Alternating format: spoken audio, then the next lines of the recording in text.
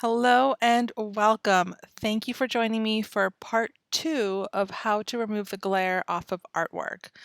And we're going to be using a slightly different method than the last time. This time, we're starting with our base photo of this beautiful room, this guest suite, and then overlaying an image of the artwork that is a completely different angle because when I was in this space, it was very tight and there really wasn't a clean way for me to be able to capture this exact angle without getting any glare on it. So I decided to do it a different way. So it's going to be similar to the last method, but there's a couple of extra steps in there. So let's get started. We're starting with this base photo, and obviously you can see there's a whole lot of glare right here, right on the artwork from the window that's right there near the Murphy bed. And we have this other photo that is the most non-glare type of angle I could get for this piece of artwork. Now, it's a completely different angle than what the finished photo has. So what we're going to do is we're not going to um, just do a mask. We're going to actually need to stretch it and change the shape of it so that it fits the shape that we need. So we're going to start off by doing the same thing we did before where we copy and paste. So we're going to copy all of that and then we're going to paste it into here. And you can see that it adds it as another layer. And like I said, it's just completely different than the original photo. So the first thing we're going to do is hit Command or Control T, and that's going to bring up the transform nodes. And we're going to just shrink it down a little bit so that it's not so overpowering and we can see what we're working with. So there is our artwork. You can press return and come out of transform mode. And we're going to start stretching this just by eyeballing it. That's sort of the first step. So we're going to zoom in a little bit. And still on this top layer, we're going to hit Command or Control T again. Shrink it down a little bit more. And this time then you're going to right click or control click and get this menu. And we're going to go to Distort. Now Distort is going to let you grab these nodes and just kind of pull them anywhere you need, and it's going to change the shape of that artwork so that you can then adjust it. And this is how you can adjust to match the angle of your finished photo. Now at this point we're just eyeballing it, so don't worry about it being perfect. You're getting it close enough. So we're just going to do a little bit like that. Okay, and then click return. So now it's similar, but it's still not spot on. Next thing we're going to do is we're going to tone down the opacity of that top layer, make it a slightly translucent layer, and drag it over our base photo. Now this is where you start transforming it to actually fit exactly where you need it to fit. So once you have it kind of over that original artwork, still keeping it translucent, go ahead and go into transform mode again. Right click, distort mode, and start playing with those nodes so that you can get it to where it needs to be. And this is where you can get a little bit more exact on the angles.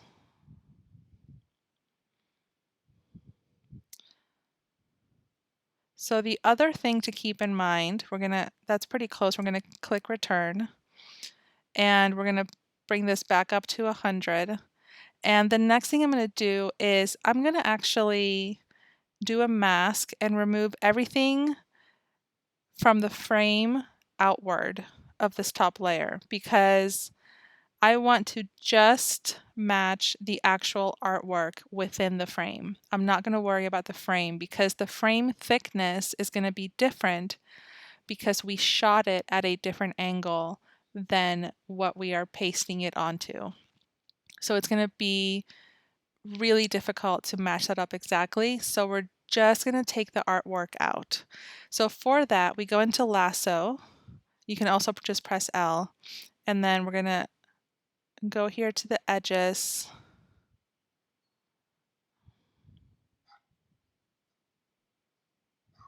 like that. And then we're going to do, oops, wrong one. We're going to do control mask. Now what control mask does is it takes everything outside of that lasso and it hides it underneath a mask. The only thing being revealed is the stuff within the lasso, the selection that you had. Now we're going to go into transform mode again. Now you can see it's actually a lot smaller than what it needs to be. So we're going to go into distort mode one more time, and we're going to make our final adjustments. And actually, I'm going to make that slightly translucent, which I probably should have done before the distort mode, but that's okay. So now we're back here, go back into transform, distort. We're going to zoom in a little bit more just to be tighter in there.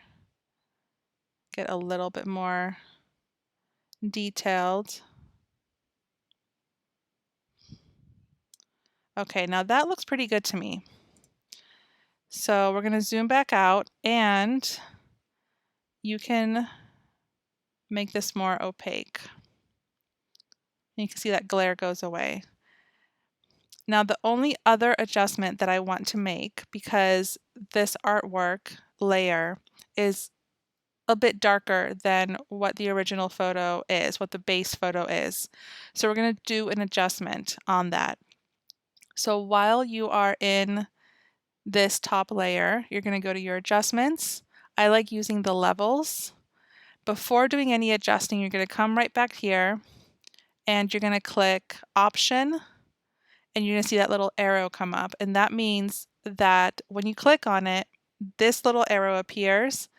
All of these adjustments are happening to just this top layer, the layer that is immediately below the adjustments.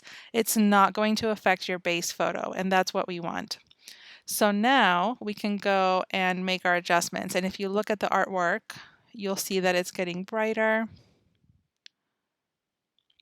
The opacity is the same. It's still 100%, but we're just brightening up that top layer.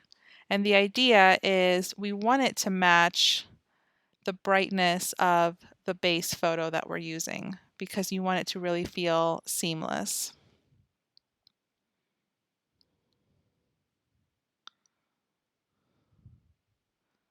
Okay, so that is feeling pretty good right around there.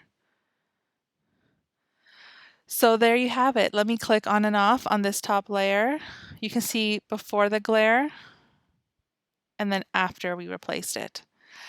I hope this was helpful. I hope this is something that comes in handy for your next interior photo shoot.